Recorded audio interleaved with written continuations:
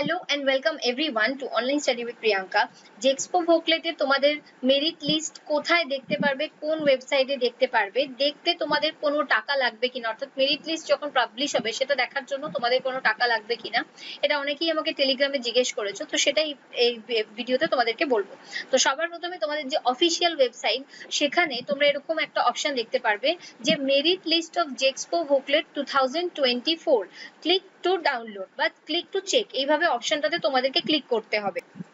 Click করার পরে তোমাদেরকে এখানে আগের বারে ইন্ডেক্স নাম্বার দিতে হয়েছিল, এবারে আশা করছি যেহেতু তোমাদের এক্সাম হয়নি এবং ইন্ডেক্স নাম্বার তোমাদের নেই, তো সেক্ষেত্রে তোমাদের যে অ্যাপ্লিকেশন ফর্ম নাম্বার সেটা অথবা তোমাদের যে রেজিস্টার্ড মোবাইল নাম্বার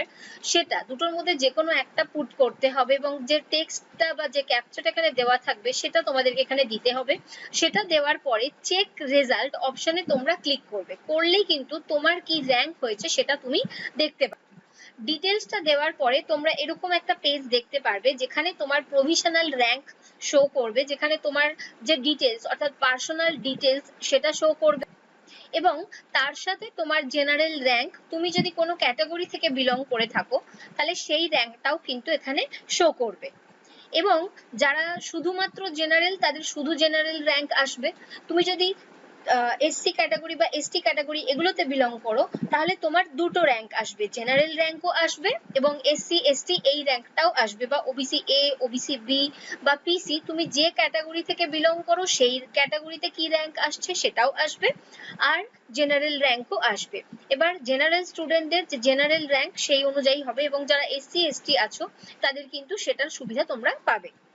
এবং যারা এখনো পর্যন্ত ভিডিও দেখোনি যে জেক্সপো এবং ভোকলেটের তোমাদের এসসি বা এসটি দের জন্য পার্টিকুলার কটা করে সিট থাকে, সেই ভিডিওর লিংক কমেন্ট সেকশন আমি দিয়ে দেবো, সেখান থেকে তোমরা দেখতে পারবে যে প্রত্যেকটা ব্রাঞ্চে তোমাদের জন্য কটা করে সিট থাকে।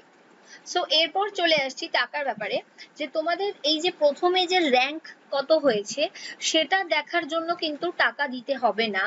র্যাঙ্ক তোমাদেরকে দেখতে দেওয়া হবে। তারপরে তোমাদেরকে যখন চয়েস ফিলিং করবে, রেজিস্ট্রেশন হবে এবং চয়েস ফিলিং হবে, চয়েস ফিলিং এর পরে তুমি কোন কলেজে চান্স পেলে, এখানে দেখো এরকম করে তোমাদের একটা অ্যালটমেন্ট দেওয়া হবে। তো চয়েস ফিলিং এর পরে তুমি কোন কলেজে চান্স পেয়েছো সেটা জানার জন্য এবং কোন ডিপার্টমেন্টে চান্স পেয়েছো, সেটা তোমার কত নম্বর চয়েস ছিল, এই সমস্ত কিছু এই যে পেজটা সেইটা দেখার জন্য কিন্তু আগের বছর স্টুডেন্টসদেরকে 500 রুপিস পেমেন্ট করতে হয়েছিল এবং সেটা এবারে করতে হবে কিনা এখনো শিওর বলা যাচ্ছে না, বাট যেহেতু আগের বারে করতে হয়েছিল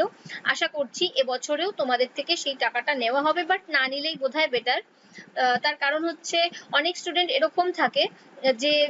হয়তো চয়েস ফিলিং করেছে, কোনো একটা কারণবশত সে হয়তো ভর্তি হতে পারছে না, তো সেক্ষেত্রে সে আদেও সরকারি কলেজে চান্স পেলো কি পেলো না সেটা দেখার জন্য কিন্তু তাকে 500 টাকাটা আগে পেমেন্ট করতে হবে, তারপরেই সে জানতে পারবে যে সে কোন কলেজে চান্স পেলো কি পেলো না। সো এটা পরবর্তীকালে তোমাদের আপডেট অবশ্যই যখন হবে দেব,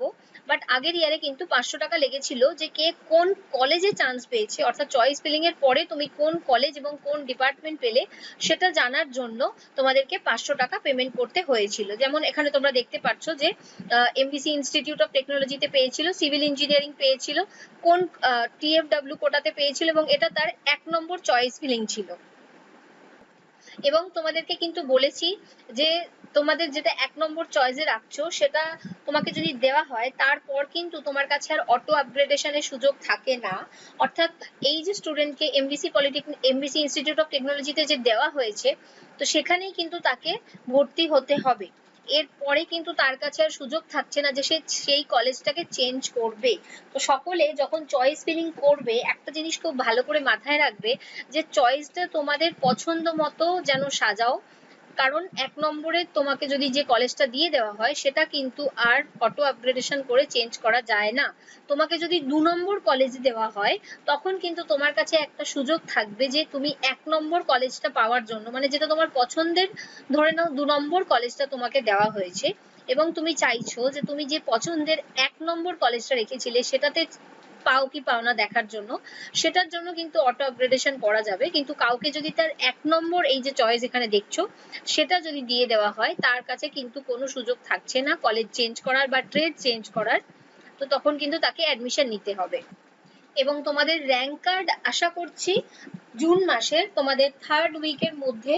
বা 3rd উইক নাগাদ তোমাদের প্রকাশ হবে। এখনো কিন্তু অনেক স্টুডেন্ট আছে যাদের এখনো ডকুমেন্টস যে তোমাদের ভেরিফিকেশন সেটা এখনো পেন্ডিং আছে, এখনো স্ট্যাটাস তাদের ক্লিয়ার হয়নি। তো সবার প্রথমে সেইগুলোকে ক্লিয়ার করা হবে এবং তারপর কিন্তু